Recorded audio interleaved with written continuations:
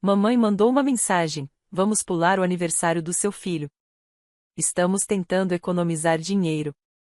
Eu respondi: entendo. No dia seguinte, vi a transmissão ao vivo deles, uma festa enorme, presentes por todo lado, tudo para os filhos da minha irmã. Meu menino disse baixinho: acho que esqueceram de mim de novo. Cortei imediatamente o apoio financeiro que lhes dava. Às 9 da manhã, meu pai já estava na minha varanda, gritando. Meu filho Mason ia fazer 10 anos. Uma década inteira.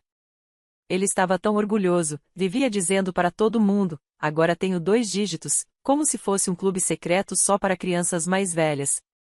Eu sempre ria, lembrando de quando ele mal chegava ao meu joelho, correndo atrás de bolhas no quintal. Agora era todo braços, pernas e ideias, um garoto de 10 anos que ainda amava dinossauros e acreditava no melhor das pessoas, principalmente da família. Planejamos a festa juntos por semanas. Ele desenhou os convites e eu os imprimi. Queria uma caça ao tesouro de dinossauros, então meu marido fez ninhos com ovos falsos espalhados pelo quintal. Tínhamos cupcakes de vulcão, uma estação de pizzas e aquele bolo de minhocas de goma sobre o qual ele não parava de falar. Tudo tinha que ser verde, até a limonada. A lista de convidados era pequena, mas importante. Amigos da escola, alguns vizinhos, meus sogros e minha família.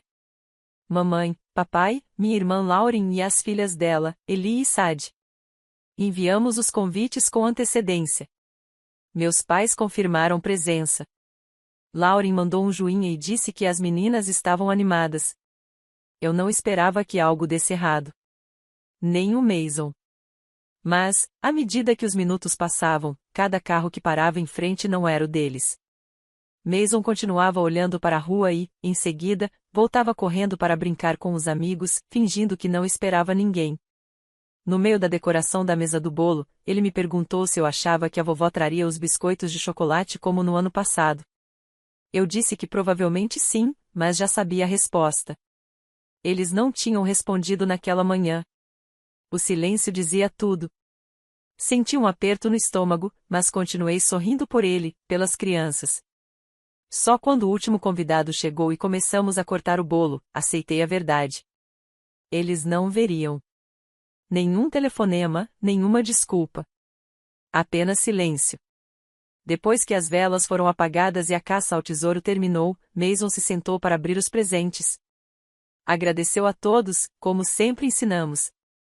Então, enquanto dobrava uma sacolinha de presente, olhou para o colo e murmurou tão baixo que quase não ouvi: acho que me esqueceram de novo. Aquilo quase me destruiu. Quando consegui um momento a sós, peguei o celular.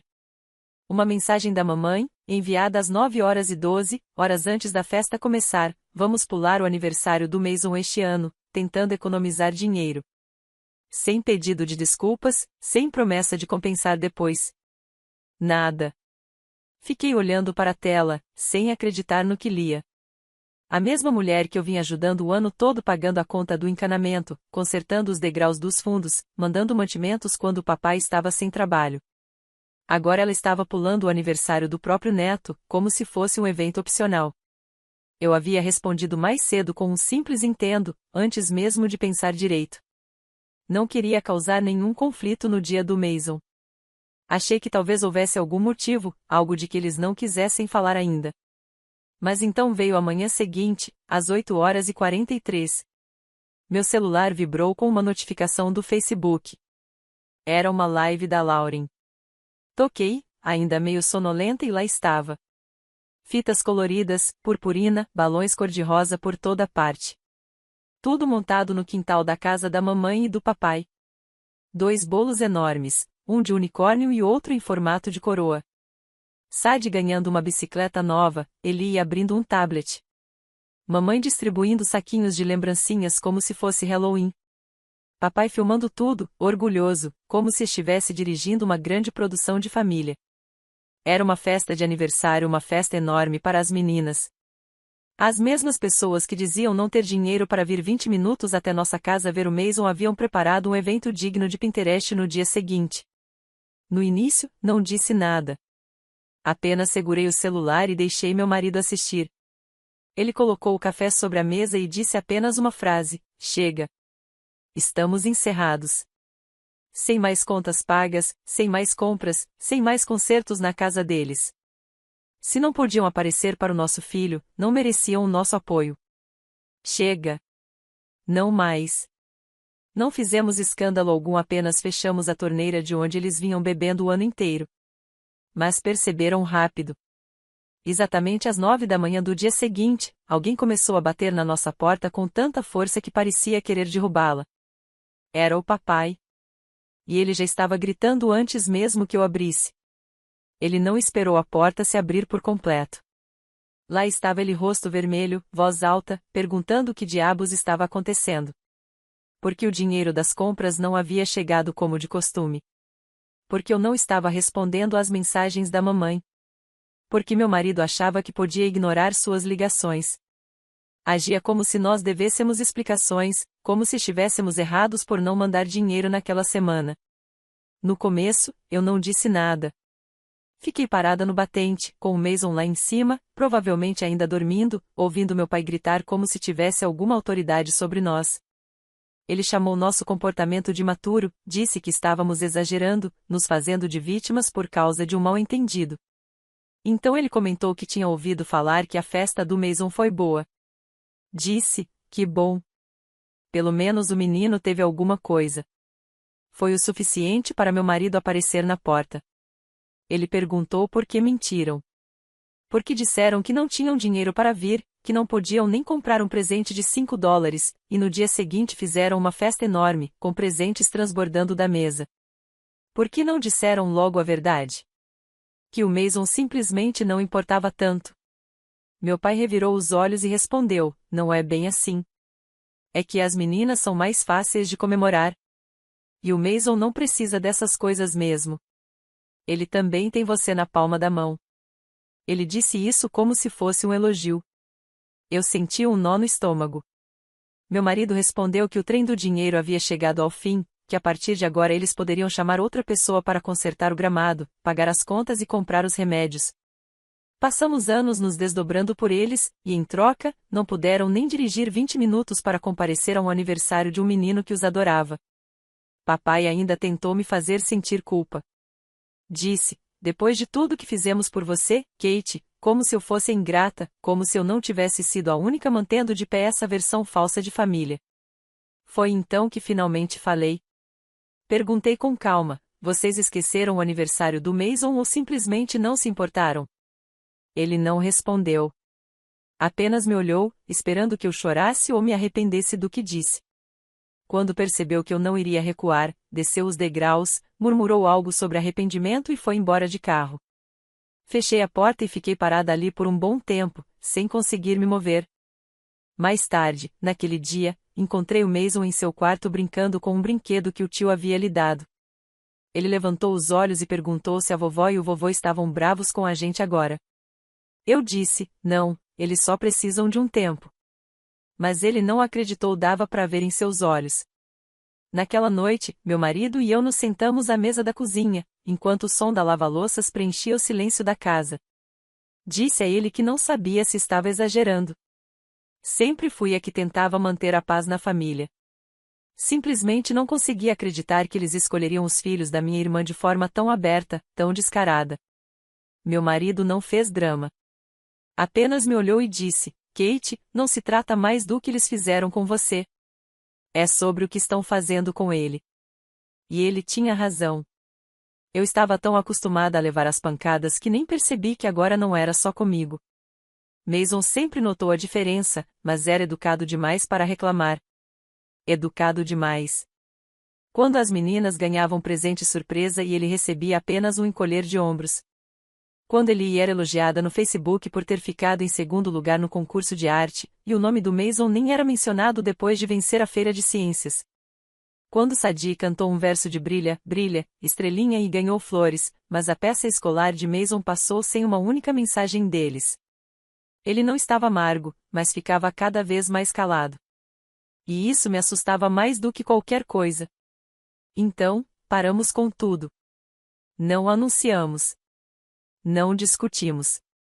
Não imploramos. Apenas paramos.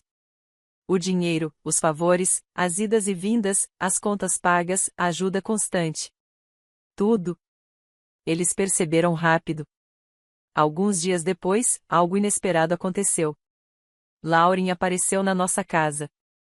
Sem ligar, sem avisar, apenas estacionou a minivan na garagem. Saiu com Eli e Sadi, cada uma segurando algo, uma caixa embrulhada e um pequeno cartão. Elas pareciam nervosas. Ela também.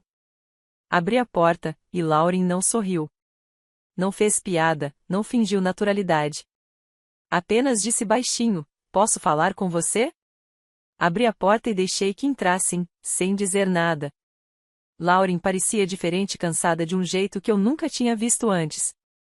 Não fisicamente, exatamente, mas como se carregasse algo pesado há muito tempo e aquilo começasse a esmagá-la por dentro. As meninas estavam caladas, agarradas a cada lado dela. Eli segurava uma caixa embrulhada com um laço verde brilhante. Sadi tinha um pequeno envelope nas mãos. Nenhuma das duas olhava diretamente para mim. Disse que o Mason estava lá em cima e ofereci café. Lauren recusou, dizendo apenas que precisava conversar um minuto. Sentamos na sala enquanto as meninas iam acariciar o cachorro. Por alguns segundos, ninguém disse nada. Então, Lauren respirou fundo e começou: "Eu não fui à festa do Mason porque não consegui. Quis ir. Estava pronta para ir, mas não consegui. Esperei." Ela baixou os olhos para as próprias mãos e contou que vinha sentindo dores no peito havia algumas semanas, aperto, falta de ar. Foi ao pronto atendimento. Depois, mandaram-na para o hospital. Mais exames. Achavam que podia ser o coração. Ela não contou a ninguém. Nem para mamãe, nem pro papai, nem para mim. Nem mesmo pro marido, no início. Disse que ficou sentada no carro na manhã do aniversário do Mason, com o presente no banco do passageiro, já vestida e pronta para sair, mas simplesmente não conseguiu se mover. Não conseguiu sair. Não conseguiu fingir que estava tudo bem quando nem sabia se realmente estava. E então, perdeu a hora. Pensou que poderia consertar as coisas no dia seguinte.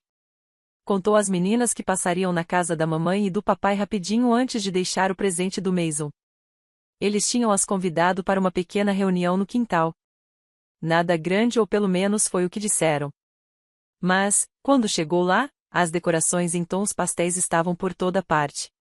Um pula-pula de unicórnio, filas de presentes embrulhados, uma mesa de sobremesas repleta. Meus pais tinham preparado tudo. Ela disse que não parecia uma festinha surpresa. Parecia tudo planejado, coordenado e em nenhum momento, absolutamente nenhum, eles contaram a ela que estavam pulando o aniversário do Mason para preparar aquilo. Lauren disse que confrontou a mamãe discretamente, de lado, enquanto as meninas brincavam. Perguntou por que não tinham ido à festa do Mason. E a mamãe respondeu, palavra por palavra: "Porque ele é menino. Meninos não precisam dessas coisas. Você sabe como a Kate é. Ela exagera em tudo." Foi então que Lauren foi embora. Disse que não estava se sentindo bem e não ficou para o bolo nem para os presentes. Contou que se sentia enjoada, mas não pela dor no peito e sim pela forma como falaram do meu filho, como se ele fosse um incômodo, uma obrigação que não valia o esforço. Ela olhou para mim e disse que deveria ter me contado antes. Que vinha passando pano para eles há tempo demais, achando que talvez as coisas mudassem quando as crianças crescessem. Mas agora via que não iam mudar. Eles simplesmente não se importavam com o Mason do mesmo jeito que se importavam com as filhas dela. Então Lauren se levantou e chamou Mason. Ele desceu devagar, meio desconfiado. Quando viu Eli e Sadi, ficou parado por um instante, depois sorriu timidamente. Eli lhe entregou o presente. Sadi, o envelope. Ele abriu primeiro o cartão desenhado à mão, com glitter, corações e um bilhete que dizia: "Para o Mason, o melhor primo do mundo. Sentimos sua falta. Amamos você." Ele não disse muita coisa, apenas abraçou as duas com força. Em seguida, os três correram para a sala de brinquedos, como se nada da última semana tivesse acontecido. O som das risadas deles ecoava pelo corredor, leve e tranquilo. Lauren e eu permanecemos na sala. Ela perguntou se eu queria que ela conversasse com a mamãe e o papai novamente, não para brigar, mas para fazê-los entender. Eu respondi que não sabia se eles eram capazes de entender, mas disse também que não ia impedi-la. Mais tarde, naquela noite, depois que elas foram embora, encontrei a caixa de presente no quarto do Mason. Dentro havia uma pequena placa de madeira com as palavras "Melhor primo do mundo", pintadas em verde e roxo. Parecia que tinham trabalhado nela por dias. Mason estava dormindo, com um dos braços sobre a plaquinha, como se fosse um tesouro. Foi a primeira noite, em muito tempo, em que senti algo próximo da paz. Mas 2 dias depois, Lauren me ligou. A voz dela estava baixa, sem emoção, quando disse: "Falei com eles." Queria não ter falado. Ela me ligou na manhã seguinte, aquele fim de tarde bonito, como se algo dentro dela tivesse se partido. Percebi logo nos primeiros segundos, sem rodeios, sem pausas. "Falei com eles", repetiu.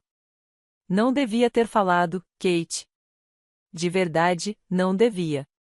Ela contou que tinha ido até lá sozinha. Deixou as meninas em casa com o marido. Não contou a ninguém que estava indo. Simplesmente pegou o carro, dirigiu direto até a casa dos nossos pais e entrou pela porta dos fundos, como fazíamos quando éramos pequenas. A casa tinha o mesmo cheiro de sempre, lustramóveis de limão e torradas, como se nada de ruim jamais tivesse acontecido ali. Mamãe estava à mesa, dobrando roupa e tomando café, como se fosse um dia qualquer. Papai estava do lado de fora, mexendo na mangueira do jardim. Lauren disse que se sentou e perguntou o mais diretamente possível: "Por que vocês não foram ao aniversário do Mason?" Mamãe nem piscou. Apenas respondeu: "Porque não era um bom momento.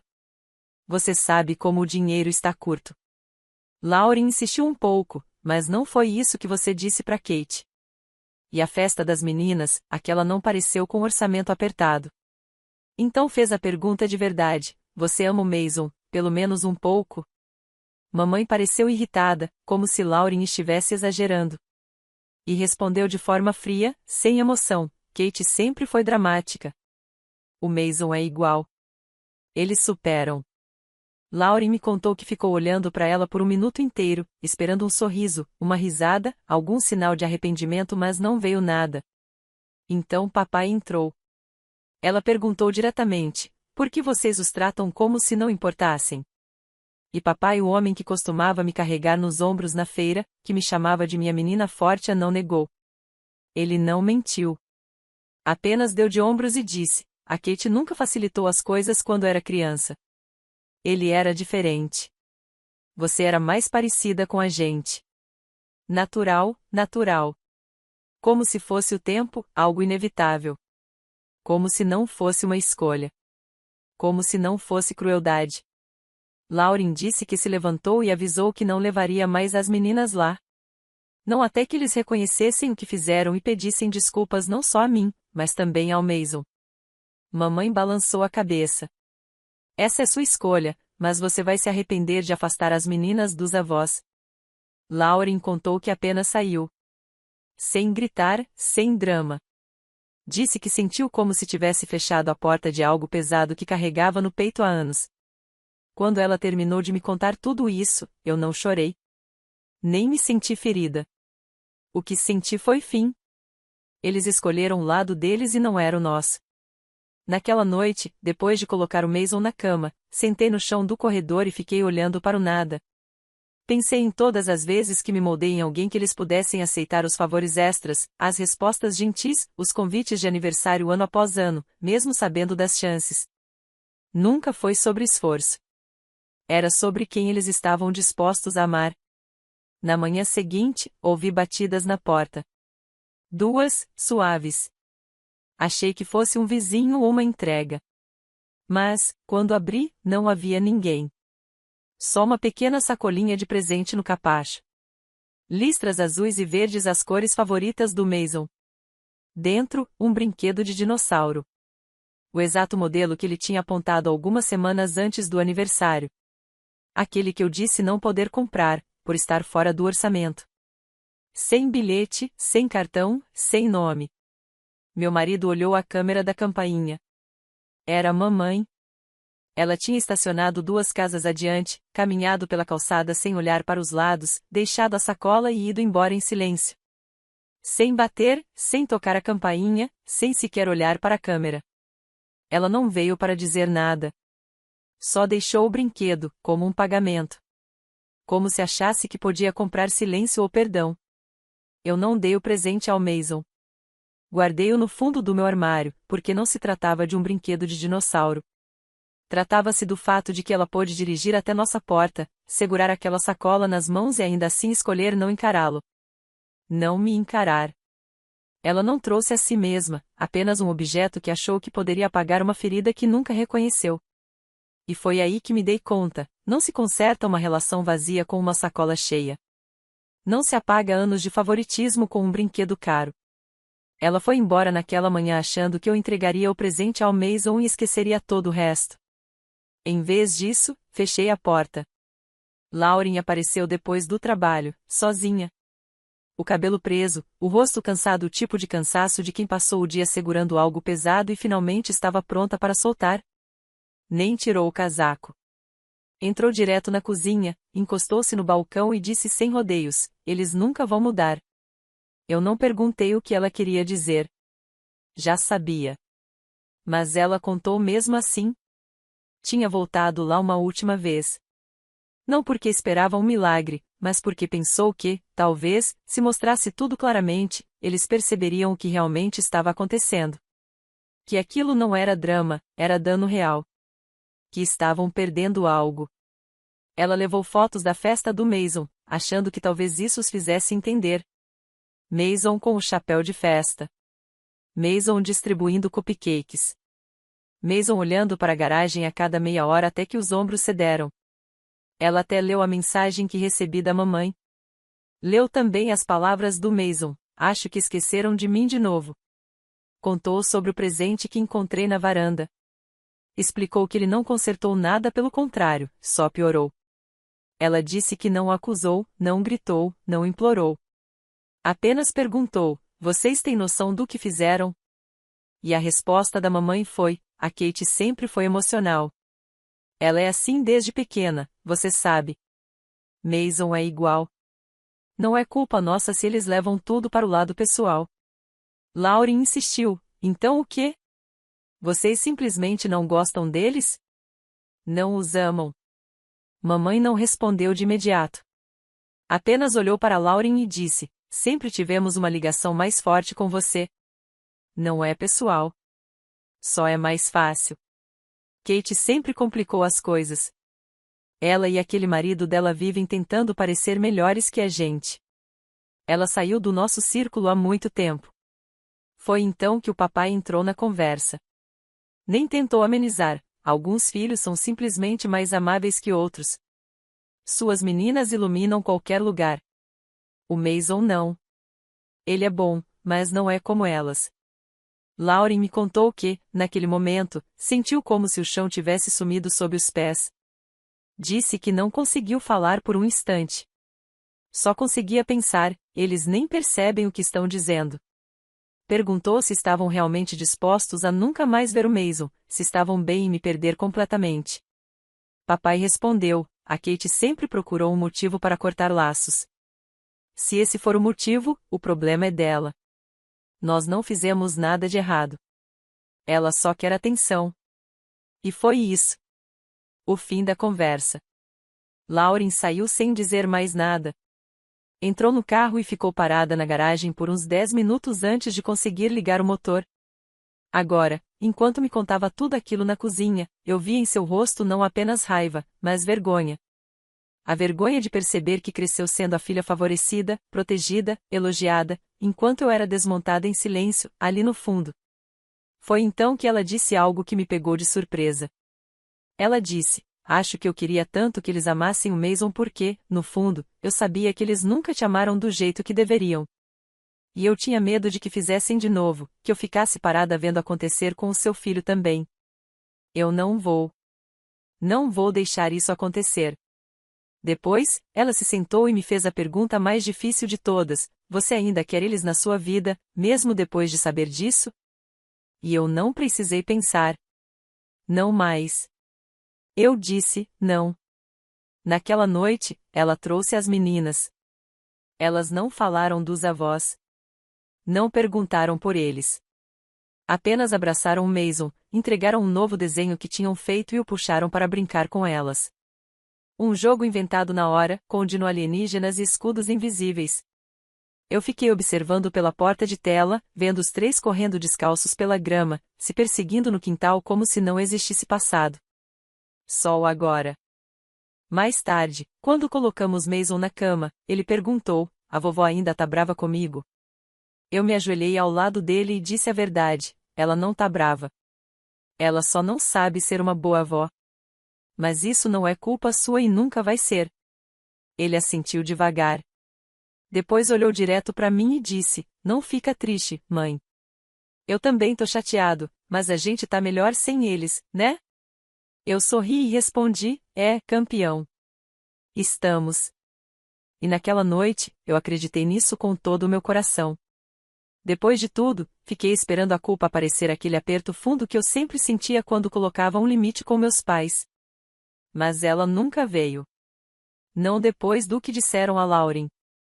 Não depois de anos de silêncio em relação ao Mason, quebrados apenas por brinquedos dados por culpa e desculpas sem alma.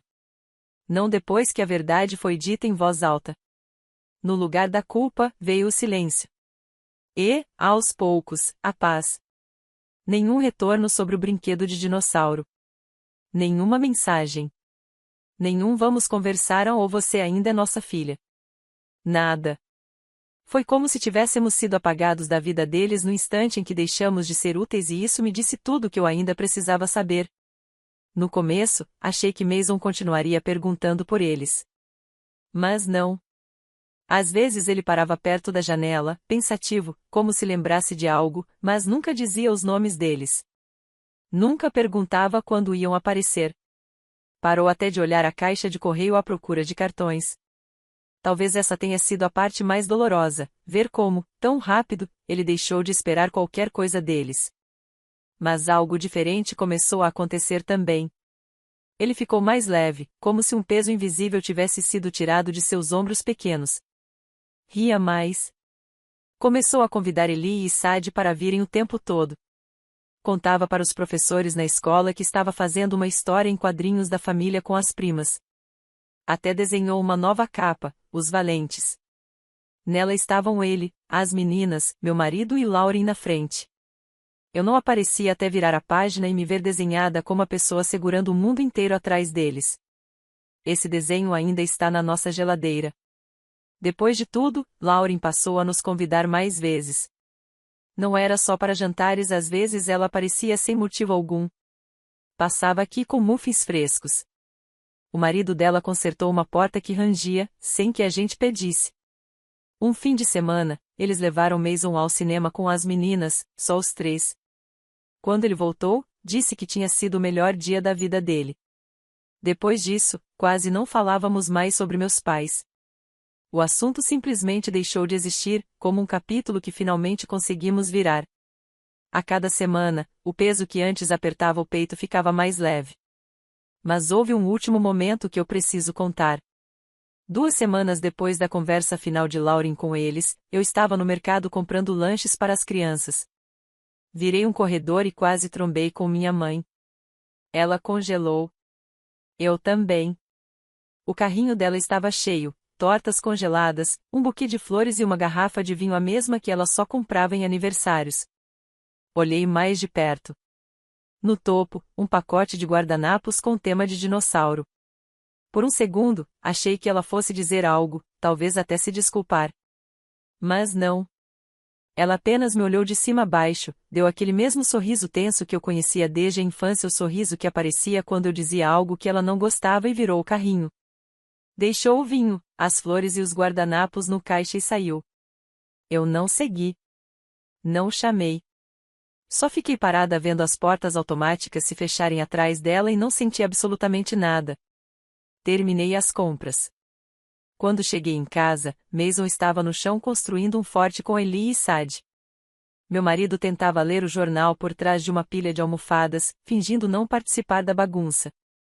Lauren estava sentada no chão da cozinha ajudando a colar um centro de comando de papelão. A casa inteira cheirava a pipoca e giz de cera. Fiquei parada por um momento, observando tudo aquilo. Era bagunçado, barulhento, meio torto. Mas foi aí que me dei conta, essa era a família que escolhemos. Não a que nos foi dada, mas a que construímos. Aquela era a família que aparecia quando importava. Naquela noite, depois que todos foram embora e Mason adormeceu, sentei-me na varanda com meu marido. O céu estava cheio de estrelas, o ar fresco. Contei a ele sobre ter visto minha mãe. Ele não reagiu muito, apenas estendeu a mão e segurou a minha. Depois de um tempo, disse, às vezes, perder as pessoas que te machucam é a coisa mais gentil que o universo pode fazer por você. E eu percebi que ele tinha razão. A gente não precisa manter todas as portas abertas. Nem todas levam a lugares que valem a pena revisitar. Algumas se fecham para nos dar espaço de construir algo melhor. E nós construímos. Erguemos um lar onde Mason é o centro, não uma lembrança deixada de lado. Onde o amor não é medido por quão fácil você é de gostar, mas por quão profundamente é enxergado. Onde nenhuma criança precisa se perguntar se é digna de amor. E a verdade? Não estamos sentindo falta de nada.